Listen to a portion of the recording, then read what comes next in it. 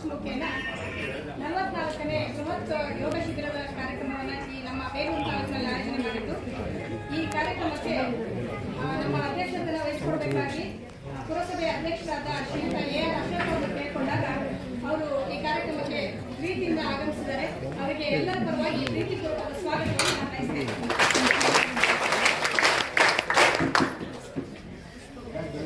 ಪರವಾಗಿ ಪ್ರೀತಿಪೂರ್ವಕ ಸ್ವಾಗತವನ್ನು ನಾನು ಬಯಸ್ತೇನೆ.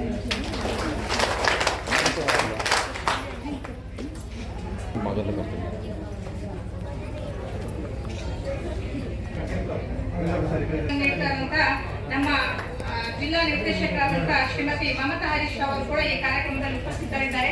ಅವರಿಗೂ ಕೂಡ ಎಲ್ಲರ ಪರವಾಗಿ ಪ್ರೀತಿಪೂರ್ವಕವಾದ ಸ್ವಾಗತವನ್ನು ನಾನು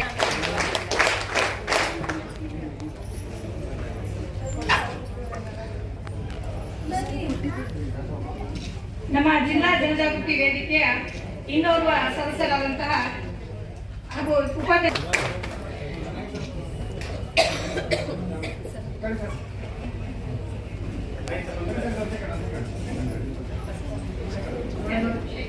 ಶೇಖರ್ ಕಟ್ಟಲ್ ಸರ್ ಅವರು ಕೂಡ ಉಪಸ್ಥಿತರಿದ್ದಾರೆ.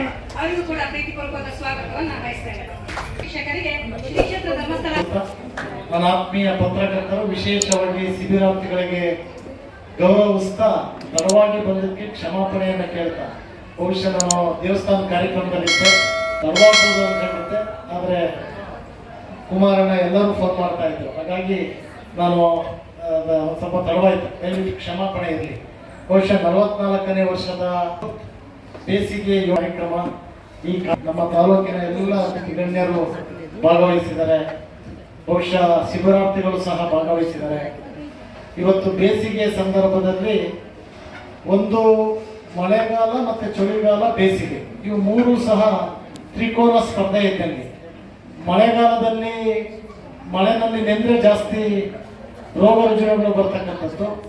ಅದೆಲ್ಲದಕ್ಕಿಂತ ಡೇಂಜರ್ ಯಾವುದು ಅಂದರೆ ಚಳಿಗಾಲದಲ್ಲಿ ಬಹುಶಃ 3-4 ತಿಂಗಳುಗಳು ಆರೋಗ್ಯಕ್ಕೆ ಒತ್ತು ಕೊಡಲಿಲ್ಲ ಅಂದರೆ ಅತಿ ಹೆಚ್ಚು ಹಾರ್ಟ್ ಅಟ್ಯಾಕ್ ಆಗ್ತಕ್ಕಂಥದ್ದು ಚಳಿಗಾಲದಲ್ಲಿ ಅಂತಕ್ಕಂಥದ್ದು ಹಿರಿಯರು ಮತ್ತು ತಜ್ಞರು ಹೇಳ್ತಾರೆ.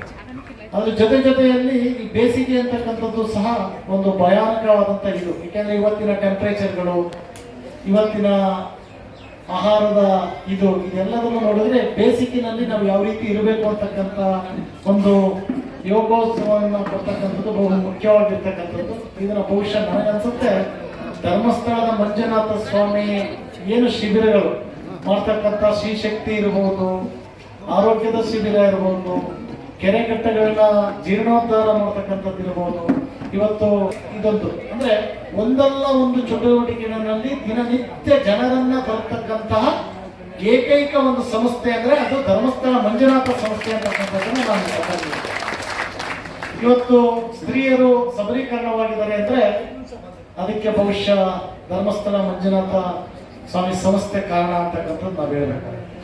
ಹಾಗಾಗಿ ಅನೇಕ ಯೋಜನೆಗಳನ್ನ ಜಾರಿಗೆ ತರ್ತಕ್ಕಂಥದ್ದು, ಅದರಲ್ಲಿ ವಿಶೇಷವಾಗಿ ಮಹಿಳೆಯರಿಗೆ ಭಗವಂತನ ಮೇಲೆ ಆಸಕ್ತಿಯನ್ನು ಮೂಡಿಸ್ತಕ್ಕಂಥದ್ದು, ಮಹಿಳೆಯರು ಕುಟುಂಬವನ್ನು ಯಾವ ರೀತಿ ನಿರ್ವಹಣೆ ಮಾಡಬೇಕು, ಮಕ್ಕಳಿಗೆ ಯಾವ ರೀತಿ ವಿದ್ಯಾಭ್ಯಾಸವನ್ನು ಕಲಿಸಬೇಕು, ಕುಟುಂಬಕ್ಕೆ ಯಾವ ರೀತಿ ಮಾರ್ಗದರ್ಶಕರಾಗಿರ್ಬೇಕು ಅಂತಕ್ಕಂಥ ಸಂದೇಶವನ್ನ ಯಾವುದೇ ಜಾತಿ ಧರ್ಮ ಇಲ್ಲದಂಗೆ ಪಕ್ಷಾತೀತವಾಗಿ ಒಂದೇ ಸೇವೆಯ ಉದ್ದೇಶವನ್ನ ಇಟ್ಕೊಂಡು ಮಾಡ್ತಕ್ಕಂಥ ಶ್ರೀ ಗಣ್ಯರೇ, ಈ ಕಾರ್ಯಕ್ರಮಕ್ಕೆ ಸಂಘದ ಎಲ್ಲ ಪದಾಧಿಕಾರಿಗಳೇ ಮತ್ತು ಸಾರ್ವಜನಿಕ ಬಂಧುಗಳೇ,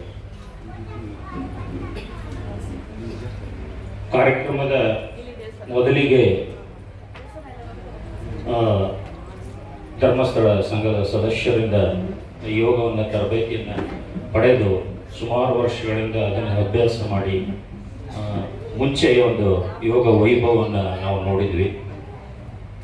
ಅದರಲ್ಲಿ ಭಾಗವಹಿಸ್ತಕ್ಕಂಥ ಎಲ್ಲರೂ ಬಹುಶಃ ನನಗಿಂತ ಒಂದು 20 ವರ್ಷ ಮೇಲ್ಪಟ್ಟವರೇ ಅಲ್ವ. ಅವರ ಯೋಗ ವೈಭವ ನೋಡಿದರೆ ನಮ್ಮ ಟ್ರೈನಿಂಗ್ ಎಲ್ಲ ನೆನಪು ಬರ್ತದೆ. ಸೊ ಅದು ಈಗ ನಮ್ಮ ಕಾರ್ಯವತ್ತಡದಿಂದ ಆಗ್ತಾ ಇಲ್ಲ. ಅದನ್ನು ನಮ್ಮ ದೈನಂದಿನ ಜೀವನದಲ್ಲಿ ನಾವು ರೂಢಿಸ್ಕೊಳ್ತೀವಿ.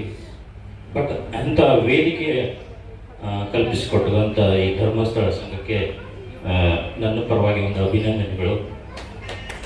ಮುಂಚೆ ಯೋಗ ಯೋಗ ಮಾಡಿದರೆ ಯಾವುದೂ ರೋಗ ಇಲ್ಲ. ಸೊ ಯೋಗವನ್ನು ಎಲ್ಲರೂ ಕೂಡ ಅಭ್ಯಾಸ ಮಾಡಬೇಕು. ಇಂಥ ಅವಕಾಶವನ್ನು ಸದುಪಯೋಗ ಪಡಿಸ್ಕೋಬೇಕು ಅಂತ ಹೇಳಿ ನಾನು ನನ್ನ ಪರವಾಗಿ ಕೇಳ್ಕೊಳ್ತಾ ಇದ್ದೇನೆ. ಇದು ದೇಹಕ್ಕೆ ಕೂಡ ಒಂದು ಯೋಗ ಮಾಡಿದರೆ ಯಾವುದೇ ರೋಗ ಬರೋದಿಲ್ಲ. ಮತ್ತು ಮನಸ್ಸಿಗೆ ಮೊದಲಿಡ್ತಕ್ಕಂಥ ಒಂದು ಯೋಗ ಅಭ್ಯಾಸಗಳ ಪ್ರಾಣಾಯಾಮ, ಮನಸ್ಸನ್ನು ಹತೋಟಿಯಲ್ಲಿರ್ತಕ್ಕಂಥದ್ದು ಈ ಯೋಗದಿಂದ ನಾವು ಸಾಧನೆಯಿಂದ ಪಡೆದುಕೊಳ್ತೇವೆ. ಇನ್ನು ನಾವು ಬಳಸ್ತಕ್ಕಂಥ ಒಂದಿಷ್ಟು ಸಾಧನಗಳು ಕೂಡ ನಮಗೆ ತೊಂದರೆ ಕೊಡ್ತದೆ.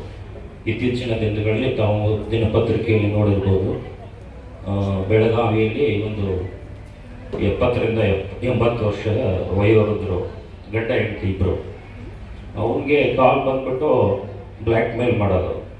ನೀನು ಯಾವುದೋ ಒಂದು ವೆಬ್ಸೈಟನ್ನು ವಿಸಿಟ್ ಮಾಡಿದ್ದೀರ, ಸೆಕ್ಷುವಲ್ ಇದರಲ್ಲಿ ರಿಲೇಟೆಡ್ ನೀವೆಲ್ಲ ಅದನ್ನು ಬಳಸ್ತಾ ಇದ್ದೀರ ಅಂತೇಳಿ ಬ್ಲ್ಯಾಕ್ ಮೇಲ್ ಮಾಡಿಬಿಟ್ಟು ಅವರಿಂದ ದುಡ್ಡನ್ನು ತೆಗೆದುಕೊಂಡು ಅವರಿಗೆ ಮನಸ್ಸಿಗೆ ಒಂದು ನೋವುಂಟು ಮಾಡೋದು. ಈ ಸೋಷಿಯಲ್ ಮೀಡಿಯಾದಲ್ಲಿ ತಮ್ಮ ಬಗ್ಗೆ ಎಲ್ಲವನ್ನೇ ನಾನು ಹಾಕ್ತೀನಿ ಅಂಥೇಳಿ ಸೈಬರ್ ಕರೀಬರ್ ಏನು ಮಾಡ್ತಾರೆ, ಅವರಿಗೆಲ್ಲ ತೊಂದರೆ ಕೊಡ್ಕೊತಾ ಹೋಗ್ತಾರೆ. ಕಡೆಗೆ ಅವ್ರನ್ನೆಲ್ಲ ಸಹಿಸ್ಕೊಂಡು ಯಾರಿಗೆ ಹೇಳಲಾರದೆ ಪರಿಸ್ಥಿತಿಯಲ್ಲಿ ಇಬ್ಬರು ಸೂಸೈಡ್ ಮಾಡಿಕೊಟ್ರು, ಗಂಡ ಹೆಂಡತಿ. ಸೊ ಅಂಥ ಹತೋಟಿಗೆ ತರಬೇಕಂತಕ್ಕಂಥ ಒಂದು ಶಿಸ್ತು ಮತ್ತು ಮನಸ್ಸಿಗೆ ಇದನ್ನು ಮಾಡಬೇಕಂತಂದರೆ ಯೋಗಗಳ ಅಭ್ಯಾಸನೂ ನಮಗೆ ಮೈಗೂಡಿಸ್ಕೋಬೇಕು. ಇದನ್ನು ತಡಿಬೇಕು ಅಂತಂದರೆ ಇತ್ತೀಚಿನ ದಿನಗಳಲ್ಲಿ ಸೈಬರ್ ಅಪರಾಧ ಪ್ರಕರಣಗಳು ಅತ್ಯಂತ ಹೆಚ್ಚಿನ ಸಂಖ್ಯೆಯಲ್ಲಿ ಜರುಗ್ತಾ ಇದ್ದಾವೆ. ನನಗೆ ಸಮಯ ಅವಕಾಶ ಸಿಕ್ತು ಅಂದರೆ ಈ ಯೋಗ ಅಭ್ಯಾಸ ಸಮಯದಲ್ಲೇ ಒಂದು ಸೈಬರ್ ರಿಲೇಟೆಡ್ ಒಂದಿಷ್ಟು ಮಾಹಿತಿಯನ್ನು ತಮ್ಮೊಂದಿಗೆ ಮುಂದಿನ ದಿನದಲ್ಲಿ ಹಂಚ್ಕೊಳ್ತೇನೆ. ಮಂಜುಳಾ ಮೇಡಮ್ ಅದಕ್ಕೆ ಅವಕಾಶ ಮಾಡಿಕೊಡ್ತಾರೆ ಅಂತ ಮಾಡ್ತಾರೆ. ಬಟ್ ಅದಕ್ಕೆ ಒಳಗಾಗುವಂಥ ಯಾರು ಇರ್ತಾರೆ ಅಂತಂದರೆ ಅನ್ಎಜುಕೇಟೆಡು, ಬಟ್ ಮಾಹಿತಿ ಇಲ್ಲ. ನಮ್ಮ ಸಂಸ್ಥೆಯ ವೆಲ್ ವಿಷರ್ಸ್ ಅಂತ ಹೇಳ್ಬೋದು, ಶ್ರೀ ಕ್ಷೇತ್ರ ಧರ್ಮಸ್ಥಳದ ಅಭಿಮಾನಿಗಳಿರ್ಬೋದು, ತಮ್ಗೆಲ್ಲರಿಗೂ ಹೊಂದಿಸ್ಕೊಂಡು ಸುಮಾರು ಜನ ನಾಗರಾಜ್ ಸರ್ ಇದ್ದಾರೆ, ಅನಂತರ ಪುರಸಭಾ ಅಧ್ಯಕ್ಷರಿದ್ದಾರೆ, ಅದ್ದೂರಿ ಕುಮಾರ್ ಅವರಿದ್ದಾರೆ. ಎಲ್ಲರಿಗೂ ಕೂಡ ಹೊಂದಿಸ್ಕೊಳ್ತಾ, ವೇದಿಕೆಯ ಮುಂಭಾಗದಲ್ಲಿ ಆಸೀನರಾಗಿರುವಂತಹ ಎಲ್ಲರಿಗೂ ಕೂಡ ಹೊಂದಿಸ್ಕೊಳ್ತಾ, ಇವತ್ತು ವಿಶೇಷವಾದ ಕಾರ್ಯಕ್ರಮದಲ್ಲಿ ನಾವೆಲ್ಲರೂ ಸೇರಿದ್ದೇವೆ. ಬಹುಶಃ ಕಳೆದ ಅಕ್ಟೋಬರ್ ತಿಂಗಳಲ್ಲಿ ನಾವು ಅರಸೀಕೆರೆಯಲ್ಲಿ ಕಾರ್ಯಕ್ರಮವನ್ನು ಅನುಷ್ಠಾನ ಮಾಡಿದ್ವಿ, ಬಹಳ ಯಶಸ್ವಿಯಾಗಿ. ಇವತ್ತು ಕೂಡ ನಾನು ಅರಸೀಕೆರೆ ಭಾಗಕ್ಕೆ ಹೋದರೆ ಸ್ಮರಿಸ್ಕೊಳ್ತಾರೆ ಎಲ್ಲರೂ. ನಮಗೇನು ಜೀವನದಲ್ಲಿ ಒಂದು ಟರ್ನಿಂಗ್ ಪಾಯಿಂಟ್ ಸಿಕ್ಕಿದಾಗೆ ಆಗಿದೆ ಅಂತೇಳಿ ಹೇಳಿ ಅಲ್ಲಿ ಹೇಳ್ತಾರೆ. ಅಂದ್ರೆ ಯೋಗ ಅಂತೇಳಿ ಹೇಳುವಂಥದ್ದು ನಗರ ಪ್ರದೇಶಗಳಲ್ಲಿ ಅಥವಾ ಕೆಲವೊಂದು ಭಾಗಗಳಲ್ಲಿ ಮಾತ್ರ ಪ್ರಚಲಿತದಲ್ಲಿ ಇದೆ. ತೀರಾ ಗ್ರಾಮೀಣ ಪ್ರದೇಶಗಳಿಗೆ ಹೋದ್ರೆ ಇಲ್ಲ ಸಾಮಾನ್ಯವಾಗಿ. ಯಾಕಂದ್ರೆ ಅವರೆಲ್ಲ ಹೆಚ್ಚಾಗಿ ಕೃಷಿ ಕೆಲಸಗಳಲ್ಲಿ ತಮ್ಮ ದೈನಂದಿನ ಕಸುಬುಗಳಲ್ಲಿ ತೊಡಗಿಸಿಕೊಂಡಿರುವವರು. ಹಾಗಿರುವಾಗ ಯೋಗ ಅಂತೇಳಿ ಹೇಳುವಂಥದ್ದು ಅವರ ಜೀವನದಲ್ಲಿ ಬಂದಾಗ ಸ್ವಲ್ಪ ಅದರಲ್ಲಿ ಅವರಿಗೆ ಆರೋಗ್ಯ ಸಿಕ್ಕಿರುವಂಥದ್ದು, ಶಾಂತಿ ಸಿಕ್ಕಿರುವಂಥದ್ದು, ನೆಮ್ಮದಿ ಸಿಕ್ಕಿರುವಂಥದ್ದು ಇದೆಲ್ಲ ಇದೆ. ಇದನ್ನ ಹೇಳ್ತಾರೆ ನಾನು ಹೋಗಿರುವಾಗ. ಹಾಗಾಗಿ ಈ ಸರಿ ನಮ್ಗೆ ಶಶಿಕಾಂತ್ ಜೈನ್ ಅವರು ಕೇಳುವಾಗ ಖಂಡಿತ ನನಗೆ ಬಹಳ ಸಂತೋಷ ಆಯಿತು. ಯಾಕಂದ್ರೆ ಬೇಲೂರಿಗೆ ಕೂಡ ಹಳ್ಳಿಗೆ ಈ ಯೋಗ ಅಂತೇಳಿ ಹೇಳುವಂತಹ ವಿದ್ಯೆ, ಆಕ್ಚುಲಿ ಇದು ಅನಾದಿ ಕಾಲದಿಂದ ನಮ್ಗೆ ಋಷಿ ಮುನಿಗಳು ಕೊಟ್ಟಿರುವಂತಹ ವಿದ್ಯೆ. ನಾವು ಅದನ್ನ ಇವತ್ತು ನಗಣ್ಯ ಮಾಡ್ತಾ ಇದ್ದೇವೆ. ಅದಕ್ಕೋಸ್ಕರ ಇವತ್ತು ವಯಸ್ಸಂತಿಲ್ಲ, ಸಣ್ಣ ವಯಸ್ಸಂತಿಲ್ಲ, ದೊಡ್ಡ ವಯಸ್ಸಂತಿಲ್ಲ, ಏನಂತ ಇಲ್ಲ, ಅನೇಕ ರೋಗಗಳು ಕಾಡ್ತಾ ಇದೆ, ಹೃದಯ ಸ್ತಂಭನಗಳು ಆಗ್ತಾ ಇದೆ ನಾವು ಕಡೆಗಣಿಸಿರೋದ್ರಿಂದ. ಸೊ ಯೋಗ ಹೋಗ ಅಥವಾ ಯೋಗ ಇರೋದ್ರಿಂದ ರೋಗ ಇರೋದಿಲ್ಲ ಅಂತೇಳಿ ಹೇಳ್ತಾರೆ. ಸೊ ಇದನ್ನು ಮಾಡೋದ್ರಿಂದ ಔಷಧಿಯನ್ನ ನಾವು ತಗೊಳ್ತೇವೆ. ಔಷಧಿ ತಗೊಂಡ್ರೆ ಆ ಕಾಯಿಲೆ ಅಲ್ಲಿಗೆ ಶಮನ ಆಗ್ಬಹುದು. ಆದ್ರೆ ಅದನ್ನ ಮೂಲದಿಂದ ತೆಗಿಬೇಕು ಅಂತ ಹೇಳಿ ಆದ್ರೆ ನಮ್ಮ ದೇಹದ ಎಲ್ಲಾ ಅಂಗಾಂಗಗಳು ಸರಿಯಾಗಿ ಕೆಲಸ ಮಾಡುವಂಥದ್ದು ಬಹಳ ಮುಖ್ಯ. ಎಲ್ಲ ನರ ನಾಡಿಗಳಿರ್ಬೋದು. ಬಹುಶಃ ನಮ್ಮ ದೇಹ ಅಂತೇಳಿ ಹೇಳುವಂಥದ್ದು ಅದಕ್ಕೆ ಎಷ್ಟು ಕೋಟಿ ಕೊಟ್ಟರು ಸಾಧ್ಯವೇ ಇಲ್ಲ. ಒಂದು ದೇಹವನ್ನ ತಯಾರಿ ಮಾಡ್ಲಿಕ್ಕೆ ಸಾಧ್ಯವೇ ಇಲ್ಲ. ನೋಡೋ ಒಂದು ಸಣ್ಣ ಹೃದಯವನ್ನ ಮಾಡ್ಲಿ ಅಥವಾ ಒಂದು ಭಗವಂತ ಕೊಟ್ಟಿರುವಂತದ್ದು ಇದೆಲ್ಲ ಏನೋ ಇಲ್ಲ. ಓದ್ತಕ್ಕಂತಹ ಚೈತನ್ಯವನ್ನ ಇಟ್ಕೊಂಡಂತಹ ಏಕೈಕ ವ್ಯಕ್ತಿ ಅಂತಂದ್ರೆ ಸ್ವಾಮಿ ಶಿವಾನಂದರು. ತಮ್ಮ ಹತ್ರ ಎಲ್ಲ ಇವತ್ತು ಆಂಡ್ರಾಯ್ಡ್ ಫೋನ್ ಇದೆ. ಯೂಟ್ಯೂಬ್ ಅಲ್ಲಿ ಸ್ವಾಮಿ ಶಿವಾನಂದ ಅಂತ ಒಂದು ಡೌನ್ಲೋಡ್ ಮಾಡಿ ನೋಡಿ. ಅವರು 128 ವರ್ಷ ಅಷ್ಟು ಆರೋಗ್ಯವಾಗಿ ಬದುಕಲಿಕ್ಕೆ ಕಾರಣ ಏನಾದ್ರು ಇದ್ರೆ ಯೋಗ ಅಂತ ಹೇಳ್ಬೋದು. ಯೋಗ, ಧ್ಯಾನ, ಪ್ರಾಣಾಯಾಮ ಇಂತಹ ಒಂದು ತುಂಬ ಕಠಿಣ ಅಭ್ಯಾಸ ಇದು. ಅದನ್ನ ಅಭ್ಯಾಸ ಮಾಡಿಕೊಂಡ್ರೆ ಕಠಿಣ ಆಗೋದಿಲ್ಲ, ಅದು ಸರಾಗವಾಗಿ ಆಗ್ಬೋದು. ಅದಕ್ಕೆ ಉದಾಹರಣೆ ಇವತ್ತು ಈಗ ಪ್ರದರ್ಶನವನ್ನು ನೀಡಿದಂತಹ ಈಗಾಗಲೇ ನಮ್ಮ ಪಾಟೀಲ್ ಹೇಳಿದ ಹಾಗೆ ಸುಮಾರು 20 ವರ್ಷದ ಒಬ್ಬ ಯುವಕ ಮತ್ತು 70 ವರ್ಷದ ಹಿರಿಯರು ಕೂಡ ಇಲ್ಲಿದ್ದರು. ನಿಜವಾಗ್ಲೂ ಆಶ್ಚರ್ಯ ಆಯಿತು.